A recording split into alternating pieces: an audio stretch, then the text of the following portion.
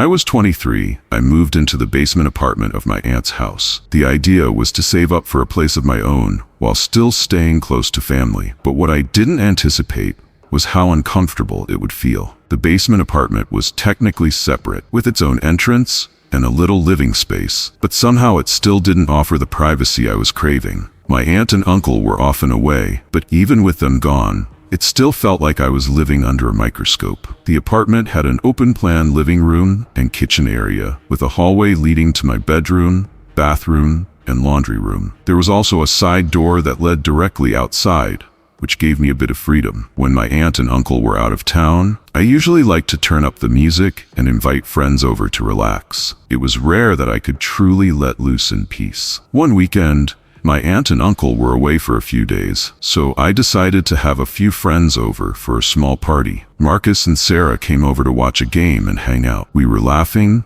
enjoying drinks, and having a good time. I wasn't wasted, but I definitely had a good buzz going by the time the game ended. Since my friends were both staying the night and had been drinking, they crashed on my big couch, which could easily fit 3 people if we all stretched out. I didn't mind leaving the door that separated my apartment from the main house unlocked when my aunt and uncle weren't home. It was more convenient to grab extra drinks from the main fridge upstairs, and I didn't want to keep restocking my mini fridge. After saying goodnight to my friends, I headed to my bedroom and called it a night. Hours later, I woke up to the sound of footsteps above me.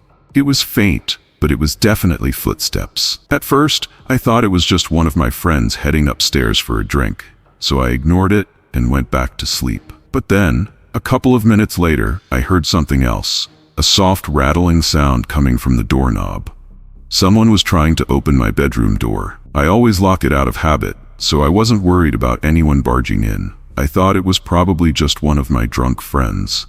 But I wasn't in the mood to deal with it. I decided to just lie there and pretend to be asleep, hoping they would leave. After a few moments, the rattling stopped, and I managed to fall back asleep. The next morning, Marcus had already left, but Sarah was still on the couch. As I was getting some coffee, I asked her if she had tried to come into my room during the night. She looked at me puzzled and said she didn't remember doing anything like that. She'd had quite a bit to drink, so I wasn't too concerned.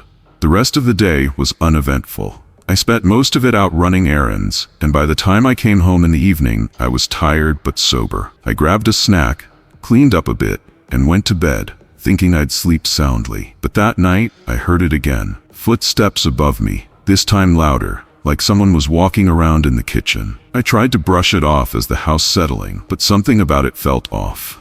I could feel my pulse quickening. Then came the unmistakable sound, the doorknob rattling again. My heart skipped a beat. This time there was a knock on the door, followed by more rattling. I was paralyzed with fear.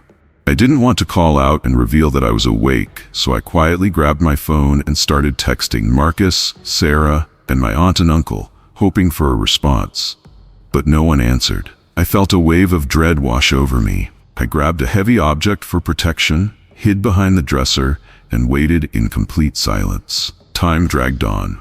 I was just about to call 911 when I heard the doorknob turn again, but no one came in. 10 more minutes passed, and then I heard a knock on the door, softer this time. My nerves were on edge, but I still didn't know what to do.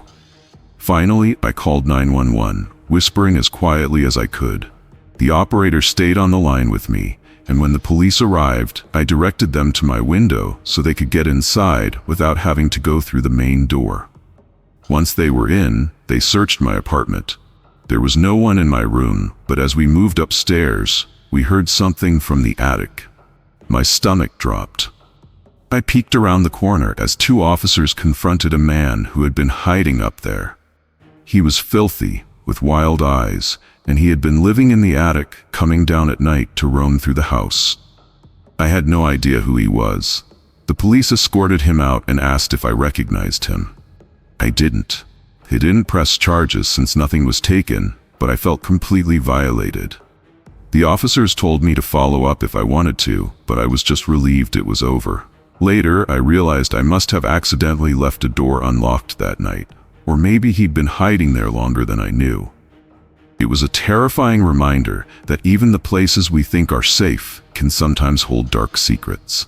They say home is where you feel the safest, But what if someone else is already there, watching from the shadows, waiting for the right moment to make themselves known? That basement apartment was supposed to be a stepping stone, a quiet place to save money, to feel close to family, not a front row seat to something I never saw coming. Sometimes, it's not what we see that should scare us. It's what hides just out of view. If stories like this keep you looking over your shoulder, you're not alone. Subscribe to Behind the Mask and uncover the terrifying truths that lurk just beneath the surface.